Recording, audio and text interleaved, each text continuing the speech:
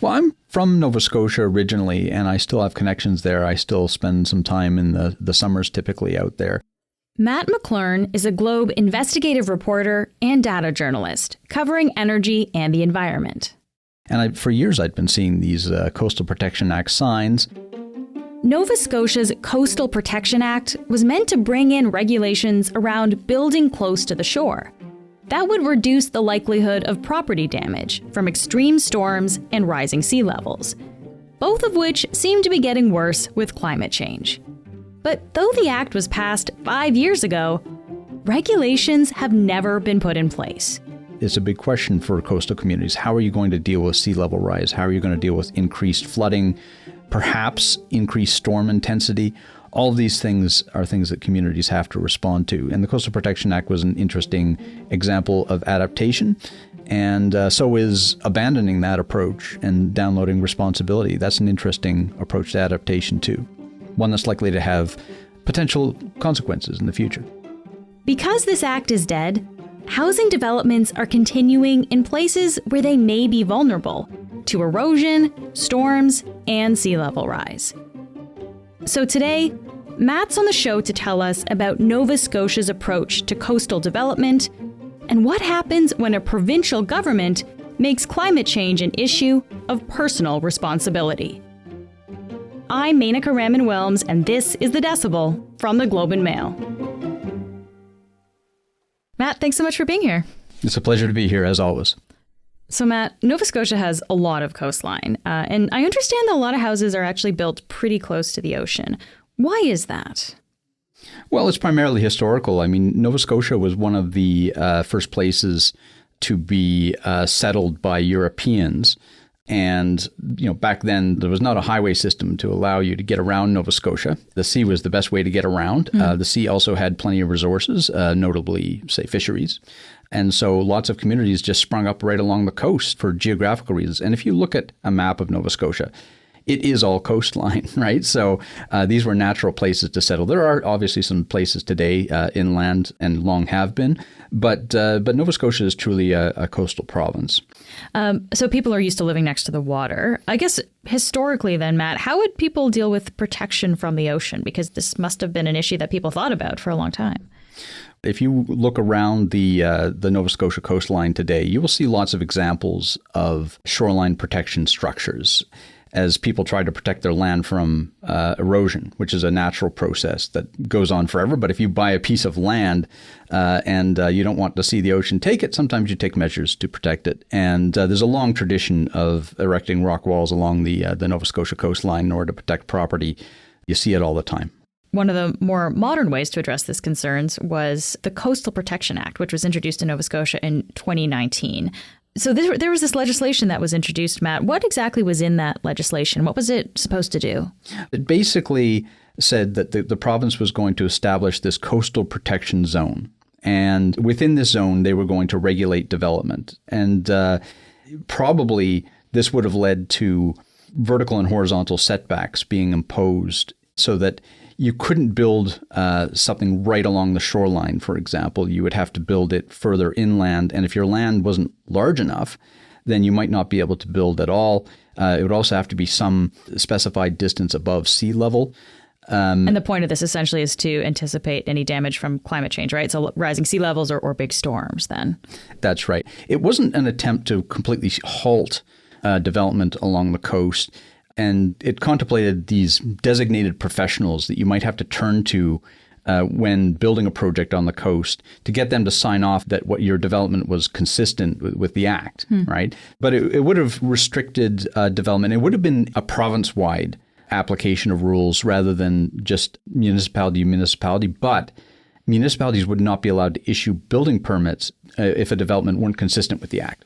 And as you referenced there, though, Matt, the legislation hasn't actually been enacted. So what happened? Well, the legislation actually passed. But what the government next needed to do was set the regulations that were going to flow from the act. So basically lay out the rules. And for a period of time, it looked like the government was doing that. And then at some point, and we don't know exactly why, the government just stopped doing that. And then early this year, they announced that they were taking a different approach. Back in February, they said, we have a new approach. We are not going to enact regulations on this as we had originally thought we were going to do. We're taking a different approach. And so, Matt, what did the provincial government announce in February? Well, they issued a report to the public laying out what their new approach was going to be. And basically at that time, they admitted that the Coastal Protection Act was not going to be promulgated, basically. But they explained what their new approach was. And basically, it's a plan of providing information to Nova Scotians so that they can make informed decisions. They published flood maps at that time. But the government has said, we don't want to tell everyone what to do. We're just a bunch of bureaucrats. In Halifax, we think local communities, local municipalities, and also homeowners should make these decisions for themselves. They know their properties and communities best. And so the government effectively downloaded responsibility for this to Nova Scotians and their municipal governments. The Coastal Protection Act was dead. I believe there was a change of government from 2019 to the current time, right? Matt, does that play into this? The government that enacted it, the Coastal Protection Act, was a Liberal government. This was in 2019 then? Yes. And interestingly, in reporting for this, I went back and looked at the Hansards from the Nova Scotia legislature to see the debates that had taken place when this was passed. And interestingly, there was very little debate, discussion, or dispute of any kind about it. There seemed to be broad support for the Coastal Protection Act. But there was a change in government, and the new Conservative government at first seemed quite supportive of the Coastal Protection Act. And again, we don't know exactly why they changed their tune, but they certainly did. There's no vocal group in Nova Scotia that I'm aware of that really campaigned against the Coastal Protection Act, not publicly anyway. But you can imagine that there would be people who would be unhappy with this. One might imagine that developers might have a problem with it, but it's not as if there was any one or even a few groups that vocally oppose this. And when you're driving around rural Nova Scotia, you see plenty of supportive signs for the Coastal Protection Act. You don't see, or at least I haven't seen, any signs opposing it. So it is rather curious that this happened.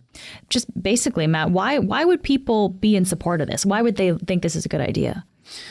Well, Nova Scotia is a coastal province, and I think there's probably greater awareness of coastal issues there as a result. A lot of people live in communities. They are aware of what it means to live on the ocean, and they probably also see a lot of things that they may think unwise. They may see properties being built right on the ocean or structures that they disagree with and they would like to see regulated. So I think this did have some sort of widespread political appeal for people. So what are the consequences then of the Coastal Protection Act not being enacted? Well, it just means that things will revert to the way things were before. Basically, local areas will regulate this if they see fit or not regulate it.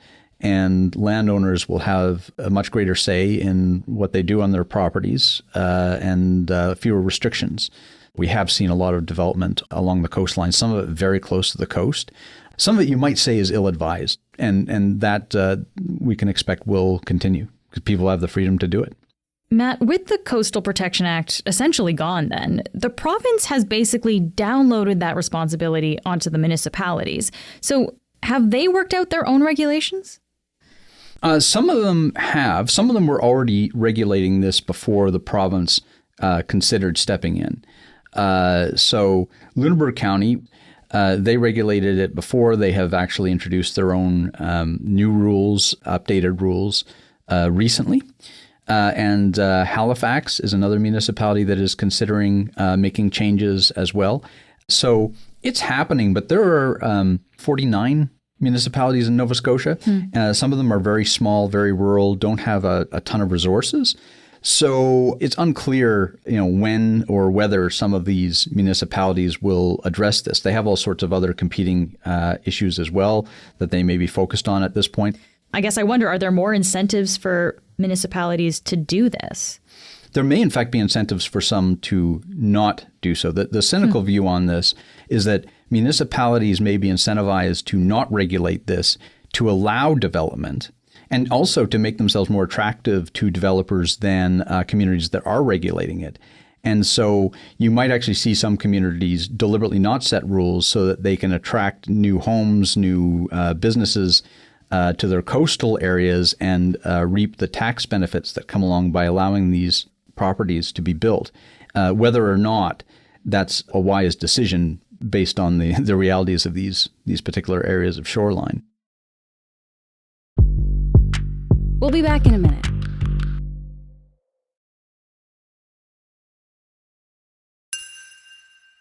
Okay, so Nova Scotia has taken this approach that shifts the responsibility to the municipality or even to the homeowners. Is this different from how other coastal areas handle this issue, Matt? So right now, our responses to coastal development, particularly in the era of sea level rise, seem to me to be in their infancy.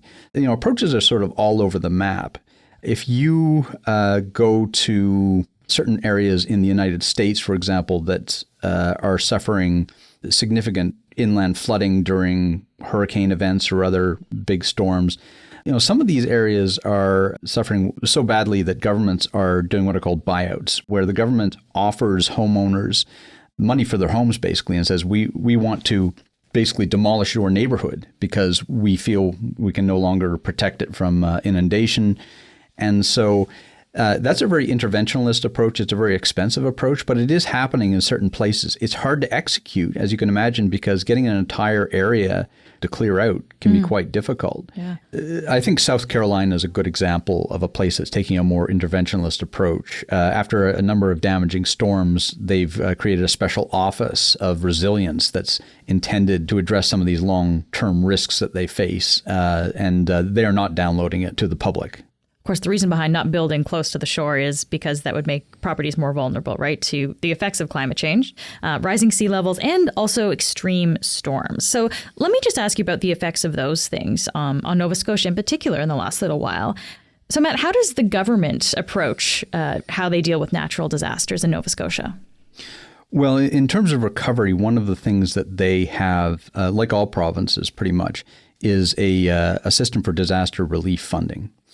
And in every province, there's a system of sort of shared responsibility between the provinces and the federal government when a serious event like a massive hurricane blows through that affects enough people that they decide to designate it as a natural disaster for which disaster relief funding is available. Don't think of it like an insurance policy. It's really just this is funding that the government gives to people who suffered significant property damage. And basically just to get them on their feet. Like, for example, it might say, we'll give you several $100s for a new refrigerator if you lost your refrigerator. We'll give you so much for this and that. It's really just to help people start to get recovered. And typically, if it covered about a third of your damages, you'd be lucky, right?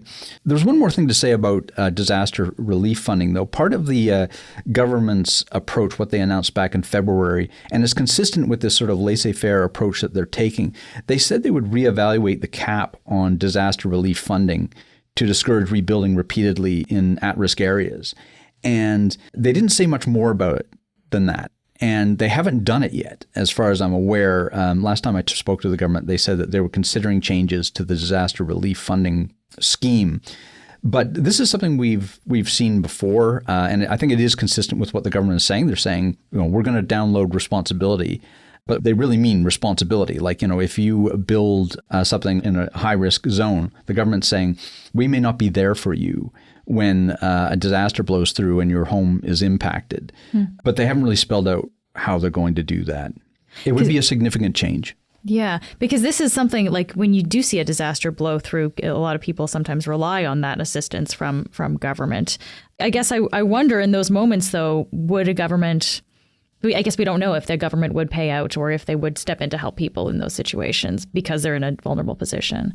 History may be a guide in helping us answer that question. So decades ago, the federal government implemented a flood mapping program for the entire country, and they would help provinces. They would provide money, basically, to allow provinces to create their own flood maps. But there were strings attached, and one of them was that once an area was designated a flood hazard zone, if development happened in that area, then the federal government would not provide disaster funding relief for those properties. So very, very much similar to what the Nova Scotia government is saying they want to do now. But in that instance, it's my understanding, there was never any real way of enforcing that. So if a disaster actually, say a river spilled its banks and destroyed homes, there was no system for the federal government or anybody else to determine whether some of these homes have been built subsequent to the flood mapping. There was no real system for the government to enforce that. And that flood mapping program was canceled in the 1990s. And part of the lore around it is that the government realized that it was probably paying out for properties like that and was frustrated to see that provinces were not preventing development in some of these high-risk areas. And so what the Nova Scotia government is saying now, they've provided so little detail that we don't really know how this is going to be implemented or even whether it will be implemented. But history gives us some guides about why we might want to be skeptical about what they're saying. It's very hard to do that. And the last thing to say about it is that traditionally, after any natural disaster, if you watch the news, you'll see that politicians like to arrive and tell people, reassure people that their government is there for them. You can imagine it'd be a very different kind of message if they're showing up and telling people, well, this community, we are not going to help because we warned them or we published flood maps years ago and they went ahead and built anyway. It's just not a message that politically is easy to deliver. It's hard to imagine people doing it. Maybe in the future we will see more of that, but we haven't seen a lot of it in the past, I don't think. Matt, thank you so much for taking the time to be here today. It's a pleasure as always. Thank you.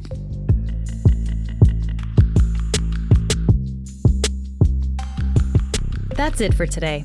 I'm Menaka Raman-Wilms. Our producers are Madeline White, Michal Stein, and Ali Graham. David Crosby edits the show.